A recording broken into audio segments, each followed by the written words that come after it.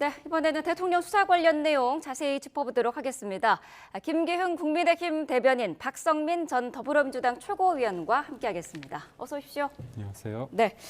자, 대통령에 대한 체포영장 집행이 임박한 가운데 오늘 아침 정진석 대통령 비서실장이 대국민 호소문을 발표를 했습니다. 체포하는 것이 아닌 제3의 장소에서 조사를 받는 것, 방문 조사를 언급을 했는데요. 네. 어떻게 들으셨습니까? 저는 체포를 공수처에서 하겠다는 이유는 뭡니까? 조사를 하기 위한 거 아닙니까? 조사를 하는 것도 진술을 듣기 위한 거 아닙니까? 근데 체포를 위한 체포에 너무 집착을 하고 있는 게 아닌가 그렇게 네. 생각합니다. 민주당에서는 그러다 보니까 뭐 총을 막을 각오로 해라. 그리고 뭐 관을 준비해라. 그다음에 장갑차를 동원해라. 별의별 얘기를 하고 있고 김민석 최고위원의 형이라고 불리는 그 형이지 않습니까? 그 교수분 같은 경우는 뭐 이런 표현이 좀 그렇지만 목을 어떻게 하라 이런 얘기까지 하고 있는 상황 속에서 국가 기관끼리 굉장히 충돌할 수밖에 없는 상황에 놓일 수 있다 이런 네. 측면에서 봤을 때 대통령실이 그런 제3의 장소나 아니면 뭐 관자든 어디든 수사에 임할 수 있다 조사에 임할 수 있다 이런 부분이 있기 때문에요. 네. 공수처에서는 이 문제를 풀어가기 위한 방안이잖아요. 그렇다면 왜 굳이 체포를 해서 수갑을 채워야만 이게 가능한지에 대해서 저는 대답을 해야 된다고 봅니다. 네, 자 대통령의 처지가 고성낙일이다라고 언급을 했습니다. 외딴성에 해가 기울고 있고 도와줄 사람은 보이지 않는다라고 언급을 했고요. 특례를 달라고 요구한 게 아니라 대통령의 자기 방어권을 보장해달라 이렇게 언급을 했거든요. 어떻게 보시나요?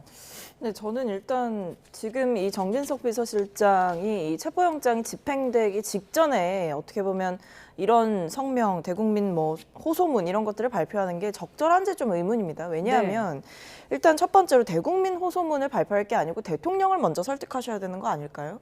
왜냐하면 지금 여러 언론 보도를 통해서 나오는 내용들을 보면 대통령이 경호처에 사실은 무력 지시, 무력을 사용하는 것을 검토해라라는 무력 사용 지시를 내렸다라는 것들이 드러나고 있는 상황이고 심지어 그 내용을 보면 충격적입니다. 총은 안 된다고 하더라도 칼이라도 휴대해서 무조건 막아라라고 얘기하면서 2차 체포영장 집행을 대비하는 때에 있어서 어떤 수단과 방법을 가리지 않는 이런 대통령의 뉘앙스를 우리가 지금 보고 있는 거거든요. 그렇다고 한다면 국가 기관 간의 물리적 충돌이 왜 지금 우려가 되는 상황입니까? 첫 번째, 대통령이 그동안 제대로 응당한 사유 없이 출석을 하지 않았기 때문에 체포영장까지 청구가 된 시점이고요.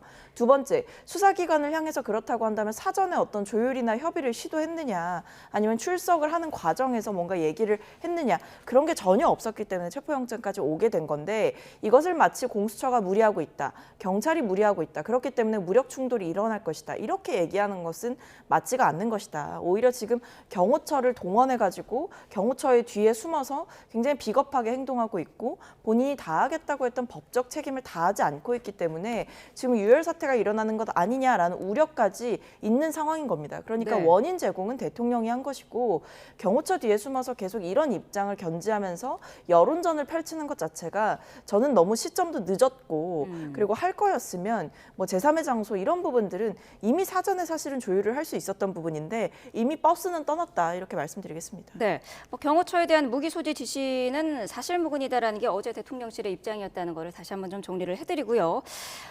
지금 보면은 정 비서실장 같은 경우에는 윤 대통령과 상의한 바는 아니다라는 입장을 저희 YTN 취재진에 이제 언급을 했고요. 또 대통령 측 변호인단도 호소문과 관련해서 상의한 바가 없다 이렇게 지금 알리고 있거든요. 이건 어떻게 봐야 될까요? 이 문제 강대강이 대치되는 국면 국가기관끼리의 어떤 충돌하는 과정에서 불가피하게 물리적 충돌에 이어서 유혈 사태를 방지하기 위한 노력에 대해서 최승목 권한대행도 얘기를 하지 않았습니까? 네. 그런 방안으로 정치권의 어떤 특검을 통해서 수사권의 어떤 논란을 뭔가 없애자 그렇게 제안을 했습니다. 근데 그럼에도 불구하고 공수처나 어떻게 보면 민주당의 압박은 계속 거세지고 있는데요. 그걸 바라보는 대통령 비서실장 입장으로서는 이 부분에 대해서는 뭔가 막아야 된다. 그런 생각하에 어떻게 보면 대통령과 변호인과 아직까지는 그 구체적인 어떤 내용은 소통하지 않은 상태에서 오늘 얘기를 좀 급하게 한 게 아닌가 싶습니다. 네. 근데 이 부분은 뭐냐면 일단 최악은 막아야 된다는 부분에 있어서는 공통점이 어떤 공유하는 점이 분명히 저는 있다고 봅니다. 그런 측면에서 공수처가 아마 이르면 내일 정도에 집행을 할 가능성이 있는데요. 네. 오늘 비서실장이 어떻게 보면 화두를 던진 거 아닙니까?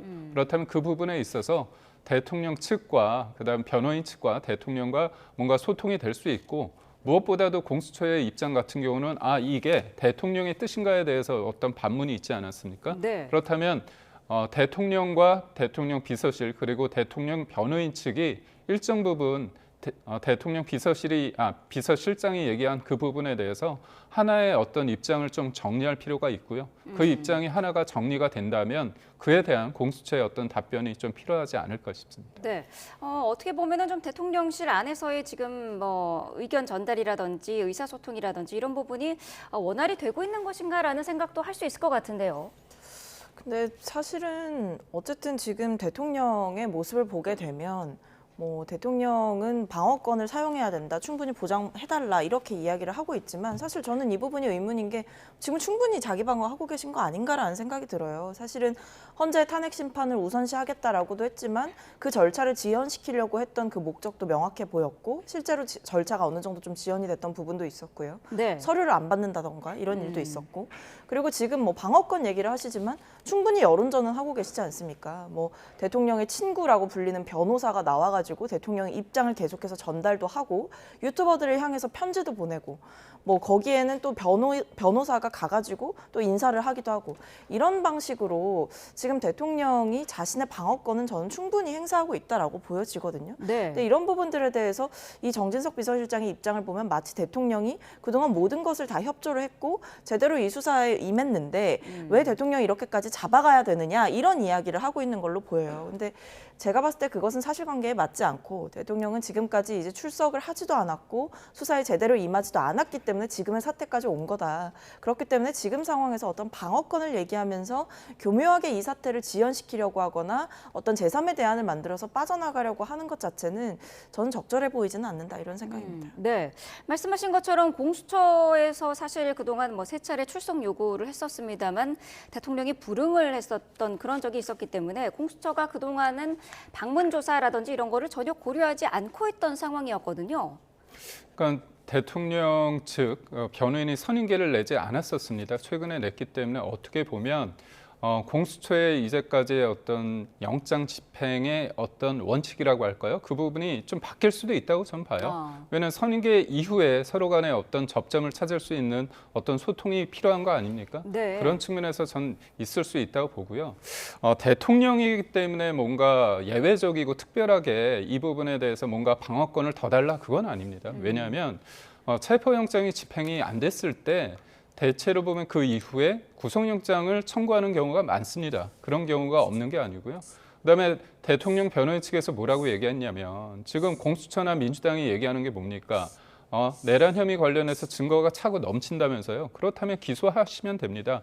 법원에 가서 법정에 가서 대통령이 얘기를 하면 되고요. 정당하게 구속영장 어떻게 보면 체포영장보다 더 어떻게 보면 강한 거잖아요. 구속영장을 청구하는 것도 받아들이겠다는 거 아닙니까?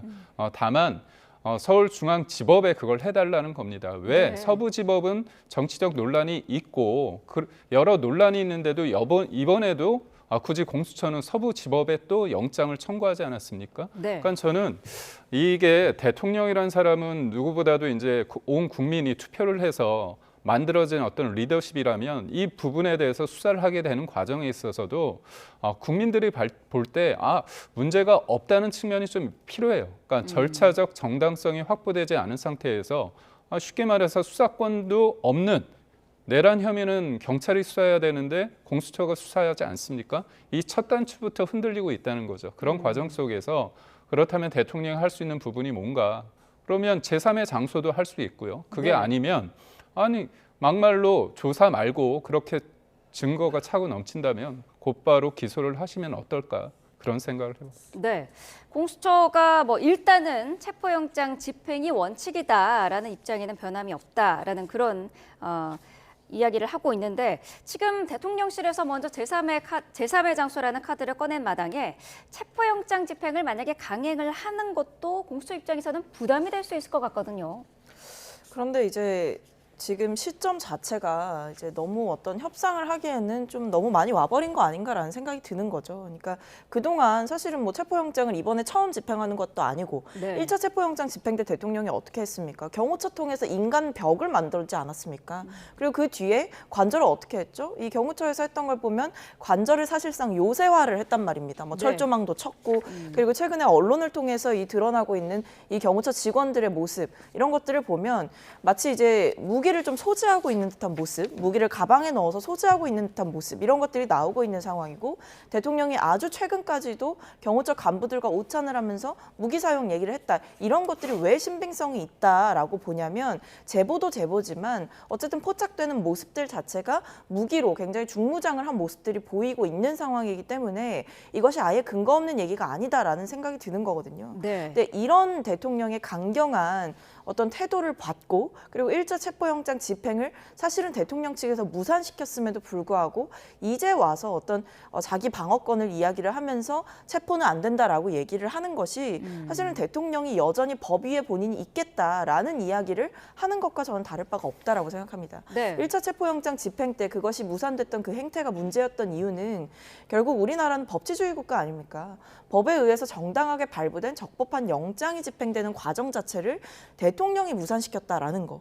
그 점이 굉장히 컸던 거거든요. 법과 원칙을 스스로 저버렸던 대통령의 모습이 저는 아직까지도 반복되고 있다라고 보고 체포영장 집행과 탄핵 심판의 속도가 나다 보니까 이것들을 앞두고 본인에게 어떤 불리한 상황이다라고 판단을 여러 면에서 하고 있는 게 아닌가. 그러다 보니까 네. 이런 제3의 장소라는 타협안도 나오고 또는 아니면 변호인을 부랴부랴 선임하는 일도 결국에는 어떤 절차의 과정에서 본인의 불이익이 커 보이다 보니 이런 이야기들을 하는 게 아닌가 싶은데 네. 저는 법과 정의를 바로 세우는 과정에 있어서 적법하게 발부된 체포영장을 집행하는 것은 필요하다라고 생각합니다. 네, 공수처는 일단은 뭐 검토는 해보겠다는 그런 입장이에요. 그런데 네. 이 검토는 공수처와 대통령의 그 변호인단이 해야 되는 그런 맞습니다. 상황인 거죠. 네, 그렇기 때문에 이제 정진석 비대위원장이 어떻게 보면 새로운 안을 제시를 했다고 봅니다. 그런 측면에서 있을 때 대통령과 대통령 변호인이 이거를 우선은 받아들여야 되는 거 아닙니까? 그 다음부터는 이제 공수처와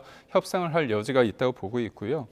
지금의 상황에 대해서 민주당에서는 이 부분에 대해서 대통령이 굉장히 법 위에 군림하고 있다는 어떤 프레임을 짜고 있는데요. 최근에 법원 행정처장이 이른바 이제 군사상 그다음에 공무상 비밀 장소에 대해서 거기를 압수수색하기 위해서는 책임자의 허락을 득해야 된다. 이 부분에 대해서 서부지법의 영장 판사가 이 부분에서 예외라 한다고 해서 논란이 되지 않았습니까? 네. 그래서 국민의힘 법사위원들이 이 부분을 물었습니다. 법원 행정처장한테 얘기를 해보니까 이거는 강제로 들어가는 거는 적법하지 않을 수 있다 이렇게 얘기했습니다. 결국은 경호처의 어떤 대응의 적법성을 확인해 준 셈이 되거든요. 결국 그렇습니다. 법과 법이 충돌하고 있고 국가기관과 국가기관이 충돌하고 있습니다. 이런 어떻게 보면 명쾌하지 않은 상황 속에서 이거를 강하게 집행했을 때 대통령 개인의 어떤 명예 이런 걸 떠나서 전국적으로 국가 이미지나 어떤 국격의 문제도 될 수 있고요. 이를 바라보는 국민 내에서 대통령을 굳이 이렇게까지 해야 되느냐에 대해서 반론이 있을 수 있습니다.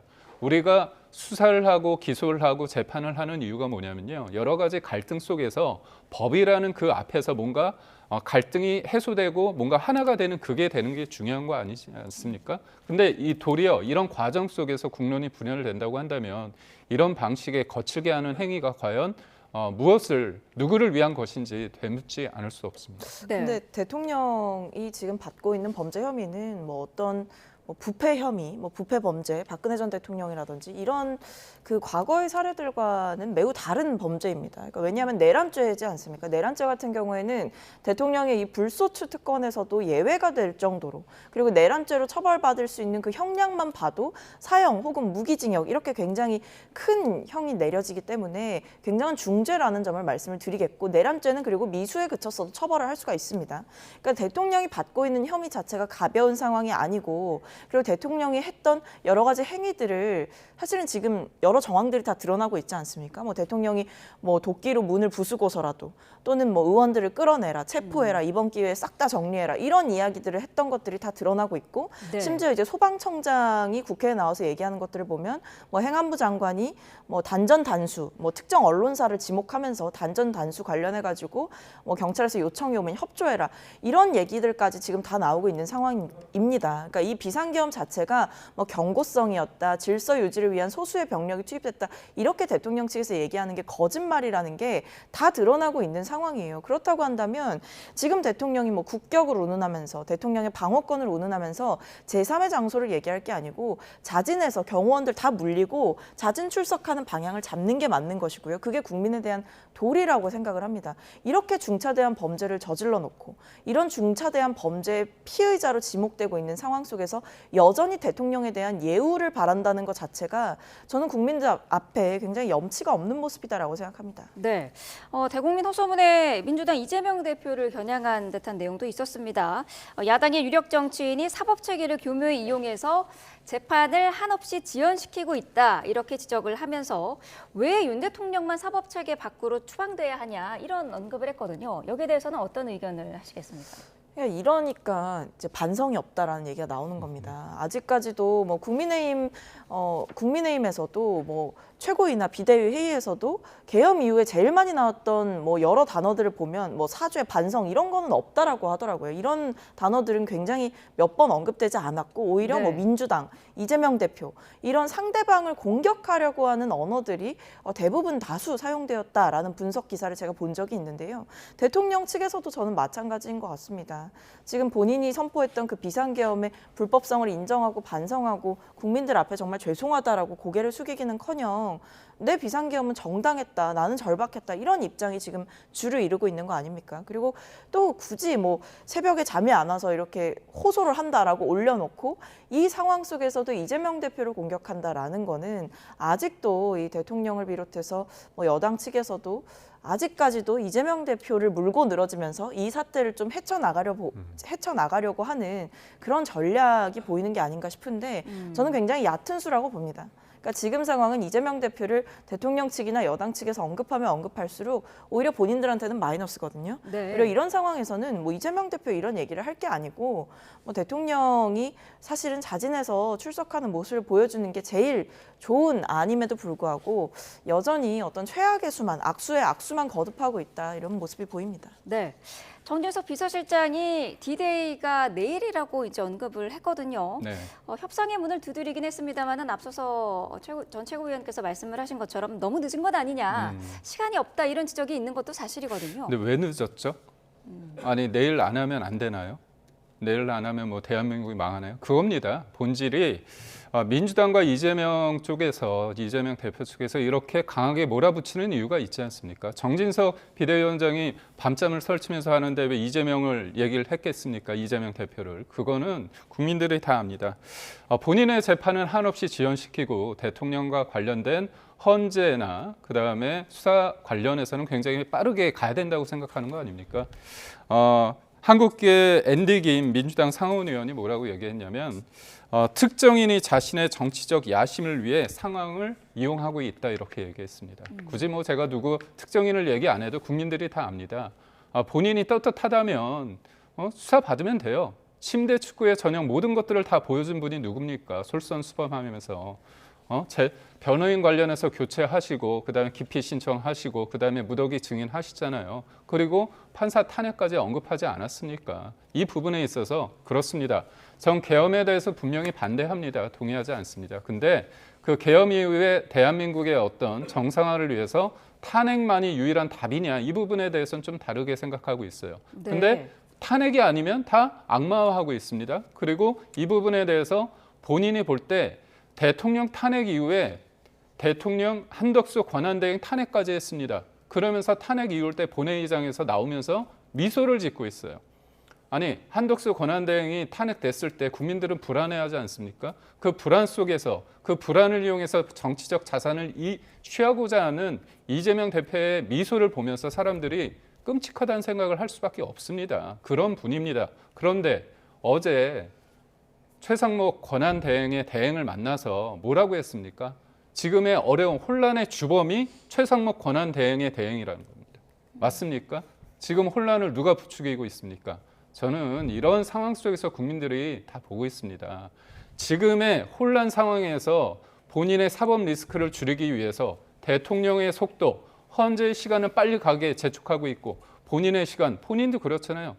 이사를 갔는데 알리지 않고요. 그다음에 또 하나는 사람이 없다고 아예 받지 않았습니다. 급기야 사법부에서 사람을 국회 회관으로 보내서 그걸 받았습니다. 네. 아직까지도 제대로 임하고 있지 않습니다. 이걸 바라보면서 본인은 대통령에 대해서 그렇게 공격할, 비판할 그런 자격이 있습니까? 저는 국민들이 이 냉정하게 상황을 보고 있다고 보고 있고 전 무엇보다도 헌재한테 당부하고 싶은 말씀이 있습니다. 요청드리고 싶은 말씀이 있는데 네. 최상목 권한대행을 언제든지 탄핵시킬 수 있다는 그 자신감, 오만함 민주당에 왜 있습니까? 151석이냐 200석이냐 했을 때 우원식 의장께서 151석으로 몰아붙였어요. 그러니까 그 부분에 대해서 권한쟁의 심, 그다음에 효력정지 가처분을 내려달라고 했습니다. 근데 안 해주고 있어요. 그렇다면 언제든 151석으로 다 탄핵시킬 수 있습니다. 지금의 대행 민국, 이 혼란을 부추기는 사람 어떤 분입니까? 자, 헌재 이야기가 나와서요. 그 부분 살짝 짚어보면 오늘 또 윤석열 대통령에 대한 변론기일이 시작이 되지 않습니까? 일단은 대통령은 출석을 하지 않기로 예고했던 대로 이제 출석하지 않기로 그런 한 상태인데 어제 무더기 이의 신청을 또 대통령실 측에서 했더라고요. 뭐 정계선 헌법재판관 기피 신청도 했고 여러 가지 이제 문제 제기를 한 그런 내용들이 있는데 여기에 대해서는 어떤 의견이신가요? 그러니까 자꾸 안 되는 걸 자꾸 하는 게 문제인 겁니다. 그러니까 예를 들면 뭐 체포영장에 대해서도 이의 신청했다가 기각당했죠. 그리고 법원으로부터 조목조목 반박도 있었습니다. 그리고 헌재에서도 어쨌든 이 헌법재판을 조속하게 진행하는 이유는 이 탄핵 심판을 조속하게 진행하는 이유는 국가의 혼란을 최소화하기 위함입니다. 뭐 지금 왜 이걸 빨리 해야 되냐, 왜 윤석열 대통령 체포를 빨리 해야 되냐라고 하는데 지금 실시간으로 대한민국의 법과 원칙이 무너지고 있기 때문에 국가의 혼란이 가속화되고 있고 대통령에 의한 장외 여론전을 통해서 국론이 분열되고 있기 때문에 저는 체포 빨리 해야 된다 생각하거든요. 근데 지금 보면 이 탄핵 심판도 마찬가지인데 대통령이 처음에 뭐 했죠? 서류를 안 받았죠. 서류 안 받고 그다음에 뭐 여러 가지 뭐 헌재 재판관들을 향해서도 뭐 6인 체제는 불완전하다라고 하는데 또 여당 측에서는 6인 체제를 보완할 수 있는 이 헌법재판관의 추가 임명에 대해서는 계속 반대를 했습니다. 이런 식으로 투트랙 전략을 짜면서 탄핵 심판 절차를 초기부터 지연시키려는 의도가 명확했어요. 근데 최상목 권한대행이 다행히 이제 2명을 임명을 했기 때문에 이 체제의 불완전성은 보완이 됐는데 어쨌든 지금 대통령 측에서 뭐 특정 재판관에 대한 뭐 문제도 삼고 있고 아니면 뭐 변론기일을 왜 일괄 지정을 하냐, 뭐 네. 방어권이 보장이 안 된다 이런 식으로 이야기를 하고 법령이 위반되고 있다라고 얘기를 하는데 저는 헌법재판관을 향해서 이런 얘기들을 하는 게 과연 맞느냐 좀 의문입니다. 결과적으로 이 대통령과 대통령 측 변호인의 그 입장을 보면 일관되게 명확합니다.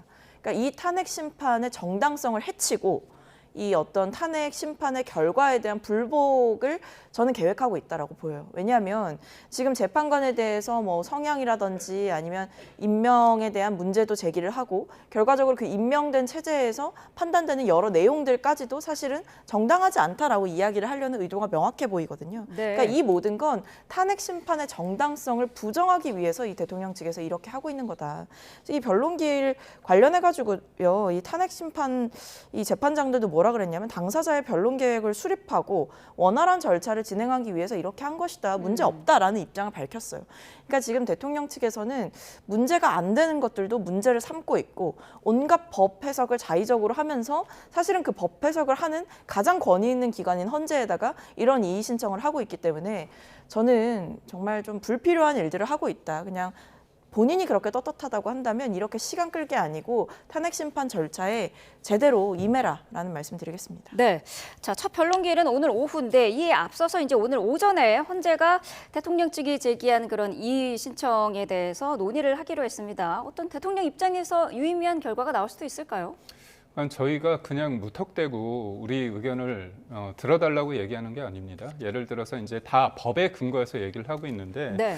예를 들어서 이제 5차례 기일을 일방적으로 정해줬습니다. 어떻게 보면 이게 헌재법 40조를 위반했는데요. 왜냐하면 탄핵 심판은 형사소송법을 준용하게 돼 있습니다. 그렇다면 그 형사소송 규칙을 보면 공판 기일을 일괄에 지정할 경우에 피고인 또는 변호인 의견을 들어야 된다. 그런 내용이 있습니다. 네. 그리고 또 하나가 뭐냐면 수사 자료를 다 받았습니다. 근데 이제 금지된 수사 자료를 요청했는데 헌재법 32조를 위반했습니다. 왜냐하면 재판부는 재판, 소추 또는 범죄 수사가 진행 중인 사건의 기록에 대해서는 송부를 요구할 수 없다고 되어 있습니다. 네. 결국은 유죄의 어떤 심증을 굳히는 수사기관의 어떤 내용을 가지고 판단할 수 있다는 그런 걸 막기 위해서 헌재법이 있는 거거든요. 그러니까 그런 과정 속에서 저는 그렇습니다. 대통령이 잘못을 했으면 법정에서 여러 가지를 봐서 다퉈야겠죠. 어떤 결과가 나오면 그걸 받아들여야겠죠. 근데 왜 이렇게 빨리 가는 거죠? 한 예를 드리겠습니다. 이상민 행안부 장관 탄핵 6개월 걸렸습니다. 그 간단한 문제 가지고. 그리고 저희가 늘 얘기하고 있는 그 한덕수 권한대행 관련해 가지고 심판 관련해 가지고 어제 첫 변론 준비 기일이 있었는데 네. 이게 중요합니다. 왜냐하면 대행이 계속 유지되는 데 있어 가지고 이 국정의 불확실성 무엇보다도 이재명의 민주당이 언제든지 탄핵시킬 수 있다고 합니다. 그러면 최상목 대행이 탄핵되면 이주호 교육부 장관이 대행을 하는 거 아닙니까? 근데 그분도 탄핵될 수 있어요. 그렇다면 이 부분에 대해서 헌재가 빠른 결정을 해주는 게 대통령의 탄핵 심리와 더불어서 이것도 굉장히 급선무 아주 중요한 얘기입니다. 근데 이 부분에 대해서 헌재가 뭐라고 얘기했냐면 재판 준비 기일 다음번 준비 기일이 네. 2월 5일입니다. 그리고 이 심리를 격주에 한 번씩 한다고 합니다. 저는 이렇게 했을 때 국민들이 바라볼 때 저의 생각이 아니라 많은 국민과 언론에서도 한덕수 권한대행의 이 탄핵 심리, 특히나 효력정지 가처분에 대한 151이냐 200석이냐의 이 얘기는 빨리 가름말을 타줘야 된다고 얘기를 하고 있어요. 근데 이 부분에 대해서 이렇게 지레하게 한다고 한다면 국민들이 볼 때 헌재가 한쪽으로 편향된 거 아닌가 그런 생각을 할 수밖에 없는 거 아닌가요? 네. 그리고 헌재도 감시자입니다. 권위 있는 감시자지만 헌재가 법 위에 있을 수는 없습니다. 그리고 이 부분에 대해서 국민들은 감시하고 의견을 낼 수 있는 게 민주주의입니다. 네. 자, 헌재 재판관 회의 오늘 오전에 이제 예정이 되어 있는데 그 결과도 지켜봐야 될 것 같고요. 정진석 비서실장의 오늘 오전 호소문 내용과 관련해서도 공수처가 검토에 들어간다고 합니다. 이 내용도 지켜봐야 될 것 같습니다.